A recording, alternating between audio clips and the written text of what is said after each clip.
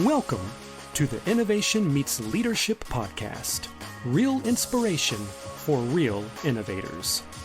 If you're looking for innovation and leadership transformation, your journey starts now. Welcome to the Innovation Meets Leadership podcast. I'm your host, Natalie Born.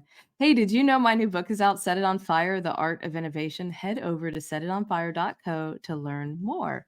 Well, my guest today is Ben Guttmann. And Ben is a marketing communications expert. He is the author of Simply Put, Why Clear Messages Win and How to Design Them. I can't tell you, I'm super excited to talk about this. He's an experienced marketing executive and educator, and his mission is to help leaders be more effective with connecting and simplifying their messages. So that's huge. I think you guys are going to get a ton out of this podcast today. Welcome, Ben. Thanks for having me, Natalie. It's great to be here. Okay, so let's talk a little bit about you and how you got to the point of writing this book. Give us just a little bit of your journey and background. Absolutely. So my name is Ben Guttmann. I live here in New York City. And years ago, when I was on the other part of town, I was at Baruch College as a student. Now I teach there. And, first of all, I love teaching. It's one of my favorite things. Always recommend it. But when I was a student, I was the big student government dork, and I was heads down doing all that type of stuff. I did spend a ton of time doing all the internships and stuff that you're supposed to do. Luckily, I had a professor who ran a marketing agency and came up to me one day and said, I know you kind of want to start your own thing. Maybe we need some help with digital. Maybe we can figure something out. One thing leads to another, and we end up driving my 1994 Honda Accord up out of the city every day and slapped our logo on the wall in their basement. And we had a company, and we cut our teeth bit by bit doing things like working with the local ice cream shop or the local camera shop or these kind of, fun, smaller businesses. And day by day, month by month, year by year, well, we started to grow a little bit bigger. We had some bigger clients. We hired some employees, got a bigger office, moved out of the basement. And next thing you know, it's 10 years later, we've been working with the NFL and Comcast and I Love New York and all these really awesome brands. And then we decide that, well, we did this for the last 10 years. Do we want to do this for the next 10 years? And it was a good opportunity to sell the business. So we, exited the business about a year and a half ago, almost 2 years ago. And since then, I've been working. I've been doing a little bit of teaching. I've been doing some of the writing. I've been doing some consulting. And it's been really fun to kind of experience things through these different lenses. Well, I love that. And I'd love for you in just a second to hold up your book, but you wrote a book called Simply Put. And my comment was, it's so beautiful and simple. Like when you when you look at it. So take a moment and look at that. There we go. Yeah, it's just so simple, which is nice because your whole thing is and kind of the premise of the book is that the most simplified message wins, right? Like it's just when it's simple and it's easy, people can wrap their arms around it. So talk a little bit about what inspired you to put this information in a book after all your years and experience. Oh, yeah. I mean, so again, the book is called Simply Put, Why Clear Messages Win and How to Design Them. That's been a ton of fun to work on this.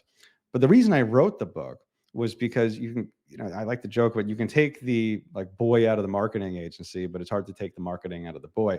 It's one of those things that even after I'm not working with clients and overseeing a team on a day-to-day basis anymore, you're still experiencing the world as a consumer. And I'm still teaching the stuff in the classroom. And I would see through this other lens, the same thing that clients would ask us all the time, which is, well, why do some messages work and others don't, right? How do I get people to care about the thing that I am making or selling or want people to vote for or donate to? How do I get people to care about that? And what's the difference between messages that work and messages that don't? So that's ultimately what drove the writing of the book, the researching of the book. And it turns out, as you kind of mentioned, that the answer is simple. The messages that work, the ads that work, the emails that convert, the proposals that are successful are simple, and the ones that aren't, well, they're often complicated, right? And that's not particularly revelatory of an idea, right? That's something we've probably heard a million times. And I joke about this in the first page. I say, if that's enough for you, your message should be simple. Well, then don't read the other 207 pages of the book, right? It sounds like I didn't take my own advice. But the why of simple being effective and the how of how we get there, those are surprisingly deep topics. And that's ultimately what I try to cover. So let's dig in on the why and the how, because I think that is the part that I'm really excited about, of just what's behind simplifying. Like when I think about people who make things simple, I think about Steve Jobs, right? Like he just everything that he produced, he made it simple for the Mhm. average person. So there's got to be a little something to that.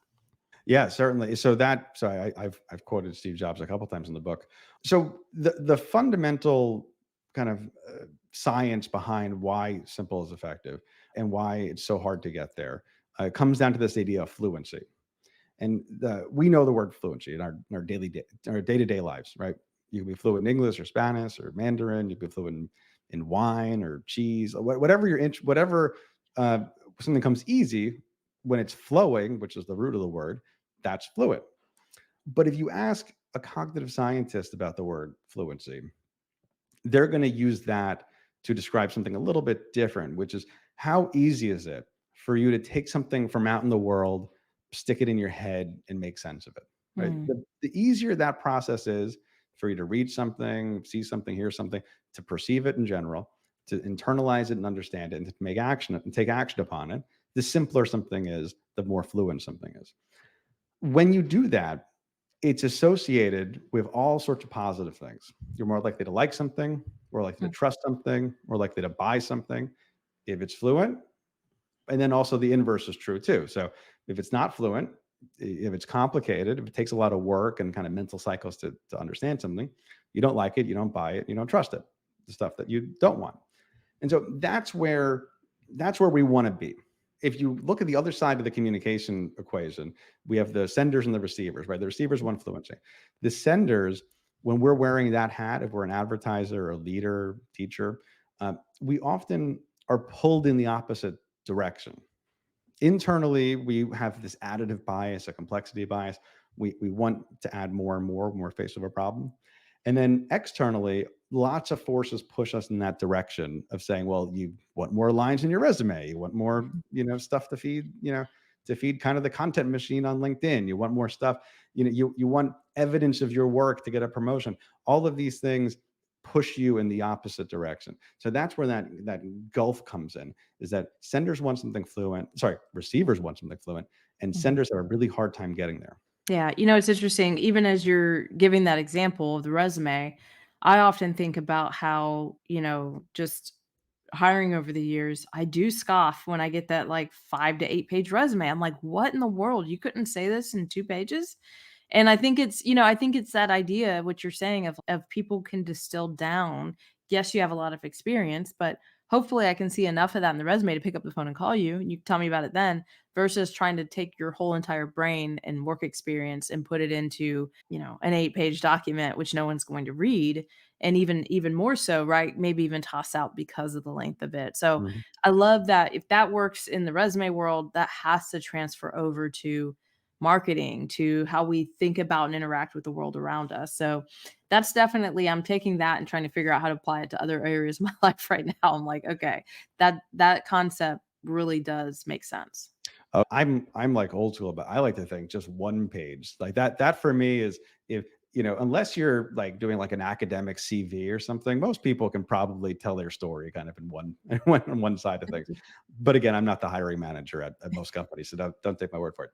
The thing I like to argue a lot is that, or not, I mean, it's an argument, but this is a book that would live on the marketing shelf of a bookstore or the marketing category on Amazon. But it's not just for marketers. I argue we're all marketers in many ways, right? If Yeah. we are a manager, if we're a job applicant, we're a marketer. If we're a teacher or faith leader or parent, if we're an entrepreneur, an executive, if we're an advocate or a politician, all of us are marketers because we all have something that we want to kind of change in the world. We want to influence people's opinions or influence people's actions. Well, that's what the skill of marketing is. And that's who I think of actually most often when I talk about the lessons in this book. Well, that's powerful, because if we zoom out, we can all get much better at our communication. I know that this is an area I specifically focus on all the time and want to get better at and need to get better at, but we can all get better. And so, I just sat through a couple weeks ago a presentation where, again, even the level of which you're talking to someone, right? Depending on who's in the room. And one of the things I noticed is this person's like giving this presentation and people in the room are like freaking out. They're like breaking out in hives, right? Mhm. Because he's getting ready to make a big, big change. And they're like, oh my gosh, this is going to blow up my entire world. And so, even in our communication, not looking at it through our lens, hey, I'm here to deliver technical information on this topic, but looking at it through their lens. Oh my goodness, they've ran this process for 15 years and now I'm going to change it. What must they be feeling right now? And Mhm. hitting them with, kind of acknowledging what they're feeling first before I get into all the technical detail. And do they even need the technical detail? That's the Mhm. other question, right? Like, do people's eyes roll in the back of their head when we start talking about things that they just can't connect with? So I think there's a beauty in even executive communication to how do we bring this message of simplicity and just being simply put, right, with what we're talking about to the table. I think it can kind of traverse, like you're saying, into even how we show up in a room. Yeah. And I think what you're mentioning is 100% true, and that matches up with the idea of empathy, which I talk about in the book a lot. So, are you meeting your audience where they are, right? Are you speaking in their language? That's often a easily overlooked piece of it, and so that's one of the five design principles. I don't call it like it's not a toolbox, or it's kind of a toolbox. It's not a checklist. It's not a step by step plan, but there's kind of five design principles I've identified that will help you get there in terms of your executive communication, in terms of your marketing, in terms of whatever, in terms of getting simple. Because that's the hard part, is how do we kind of bridge that gap? Receivers aren't going anywhere. How do you bring Right. the senders closer to the receivers and make us all more effective communicators? Yeah. And so What would you say are like some of the things people make mistakes on in their communication? Like where do we fall down constantly? yeah. Oh, yeah. And so I'll tell you what, I'll give you the other ones, then I'm going to go back to the one that I think that Okay. is the one people really screw up on. So Yeah. the first principle is beneficial. Is your message beneficial? Mm, What does it matter to the receiver? Is it features versus benefits, right? We don't want the thing, we want what the thing does for us. mm, Focused is the second one. Are you trying to say one thing or multiple things at once? Is this one idea or three ideas in a trench coat? And then the third one is salience. Does your message stand out from the noise? Does it zig when others zag? Is there contrast? Does it rise to your attention? The fourth is empathetic, which I just spoke about. Are you meeting them where they are? And then the fifth one is minimal. Have you cut out everything that you don't need and left only what there is? Right. And so, to answer your question about what's the one that I think people screw up the most, it's the one that I think is actually, the first among equals here, which is beneficial. mm. You have to speak if you want to get people to be motivated to do something, to be motivated to change their opinion or to buy your widget or whatever it is, you have to talk about benefits. Hmm. This is like sales 101 stuff. Have you ever worked in a direct sales environment? You've encountered this. And this is something that I tell my students now. And I tell them, if you forget everything else that you ever learned in this class or the entire degree, and you just remember this one sentence, you're going to be ahead of everybody else. And it's not even my sentence. It's from Theodore Levitt, who's a Harvard professor from the 60s. He said, people don't want a quarter-inch drill. They want a quarter-inch hole. Mhm. Right? People don't want a quarter-inch drill. They want a quarter-inch hole. They don't want the thing. They want what the thing does for them. Right? Yeah. They want how their life is better for it. And you can take this a few more levels here, but the people forget this all the time. We talk in terms of features in our marketing and everything else because features are very, very available to us. We open up our five senses. We can see, smell, taste, touch, hear, are features. But we Mhm. have to think a little bit about who our audience is, what problems they have, what motivations they have in terms of getting to the benefits. And so that ends up being the thing that if you get that wrong, everything else gets a lot harder. Yeah, that's so good. I I I feel like I need to put those tenets up every time I sit down to write a communication or write a presentation because those tenets really make it clear. And it goes right back into what you were talking about earlier with empathy, right? Really understanding your audience, understanding their needs. The last couple of episodes, we've talked about the Maslow hierarchy of needs. Like we've talked about how if someone's in survival mode, like you got to start there. You can't go up and talk to them about all these other topics when they're literally in survival mode, right? You've got to focus on what's helpful first before Mhm. you can move through the ladder. So I think that's important if you're communicating something that might be a big change you're trying to make or a journey you're trying to take someone on. You have to acknowledge the fact that, hey, it's hard and it's going to be messy and the journey ahead may not be clear. Like almost kind of like you have to talk about the elephant in the room if you're going to have them listen to your communication. Oh yeah, and if you want to talk about it for a third episode in a row, I do mention Maslow's hierarchy of needs in the book, and that actually ties in directly with the benefits here. If you want a kind of easy exercise, I don't know if I call it easy, but I would say it's a simple, except the pun is there, exercise on how do we get from features to benefits? How do we get to arrange our message in a way that people give a hoot about? It's the answer is this really simple question, which is so what? So what? Every time you look at a feature and you say, well, so what? And you can interrogate it and you can get down to the next level. And the secret is asking it 3 times. So let's look at a feature like my favorite example is mint flavor on your toothpaste. Okay. That's a feature, right? You can taste it. Your senses pick it up immediately. Okay, but that's not really what I want. So mint flavor, so what? Well, mint flavor, so what? Fresh breath. If I have mint flavor, I'm going to have fresh breath. Cool. We're getting there. That's the functional benefit. That's the first level of this. And that's part of the reason why we want mint flavor in a toothpaste, but that's not actually the real reason. So let's say, okay, this toothpaste has mint flavor. So what? It gives you fresh breath. So what? Well, if it gives me fresh breath, that means I'm going to have a more successful date tonight. Okay, well, now we're getting somewhere, right? That's the emotional benefit. That's the Yeah. second layer down. And so you go from the emotional benefit to the functional benefit to the feature. But if you want to go another layer down, that's actually going to get us to what really is driving us, which is one of those Maslow's needs. Mhm. And so you say, well, so what about having the successful date? Well, that means maybe it's the love and belonging need that I have, Mhm. right? Or it's the physiological need that I have. Those things are going to be met by me having a more successful date because I have fresher breath, because I have the mint flavor in my toothpaste. So we're able to all of a sudden we're able to get from something very superficial to Yeah. something very meaningful by just asking the question, so what, 3 times. And then we can turn around and say, okay, let's build the message back up. The motivation starts to put us in the right direction here. Where should we be? The emotional benefit becomes your headline, becomes your hook, becomes the thing that's in 90-point Helvetica on your website.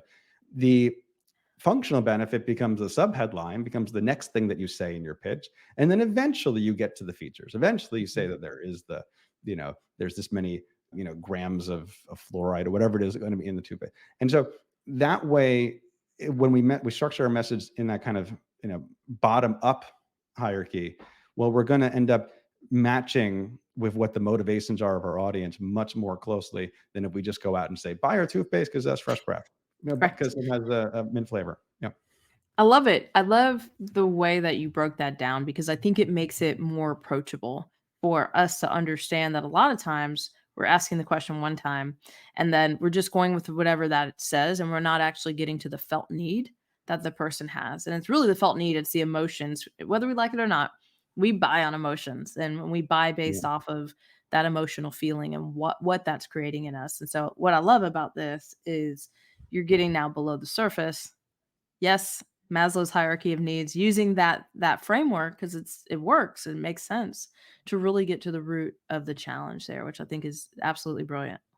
Oh, thank you. Yeah, I think this is, I like to say that this is not a checklist, this is not a step by step, but I think this is probably the most important piece of it. If you don't get this right, doesn't matter how salient you are, it doesn't matter how minimal you are, because you're saying the wrong thing. Yeah, that's so powerful.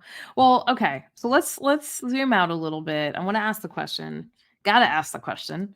How does AI affect all this? Because more and more we're seeing people outsource their communications, and I'm going to be honest. I've used AI. I don't know that AI could get to the deep seated need behind the need. So, what are your thoughts there? So I have pretty non-simple thoughts on AI, a relatively complicated view of it.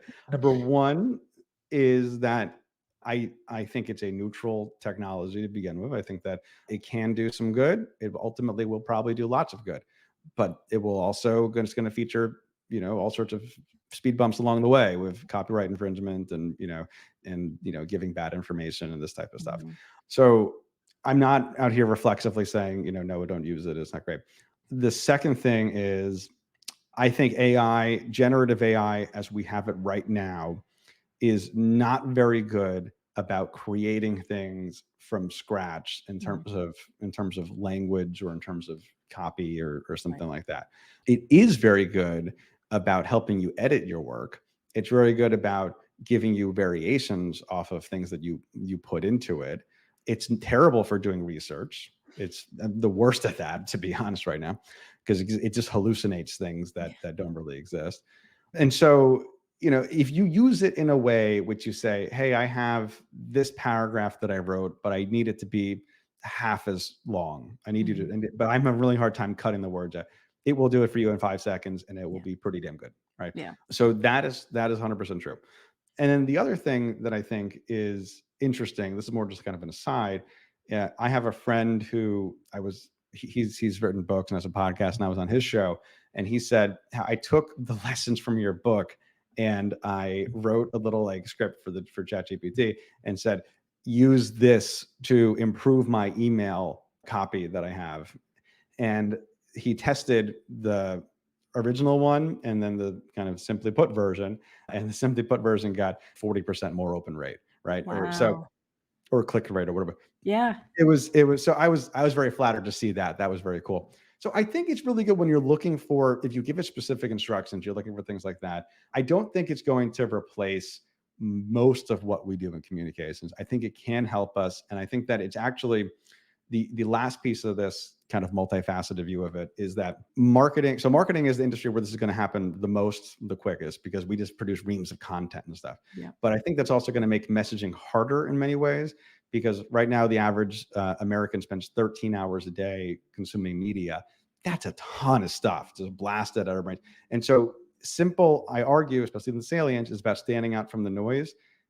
There's just a lot more noise right now. And I think that if anything, that makes this type of framework much more urgent. That's a really very thoughtfully put just take on AI, and I appreciate you taking the time to break that down for us, because it's very thoughtful. I think that a lot of what you surmise there is real and true. So tell people where they can find and follow you, and where can they get your book? I appreciate that. Yeah, the AI stuff is fascinating right now. So yeah, I thank you for having me on the show. It's been a ton of fun. The book is called Simply Put: Why Clear Messages Win and How to Design Them. Get it wherever books are sold. But if you want, go to bengutman.com. It's not a good name for radio. It's 2 T's and 2 N's. You got to do both of them. And you'll find a free chapter download there. You can go grab that. You can also sign up for my email list. I send out an email every Tuesday.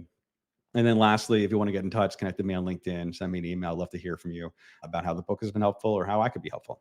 And I just want to add, I want to put a plug in here. It's also on Audible, which is normally, I have the best of intentions when I buy books, and really only listen when they're on Audible. So you can actually get this on Audible right now as well.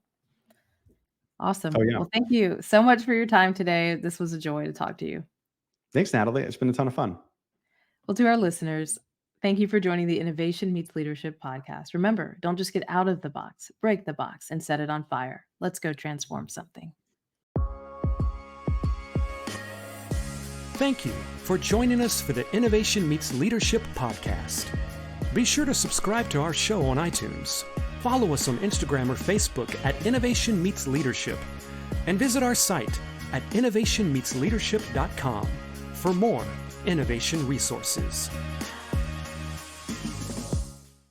Hey, my new book is out, Set It on Fire, The Art of Innovation. Click on the link to learn more. And don't just get out of the box, break the box and set it on fire. Let's go transform something.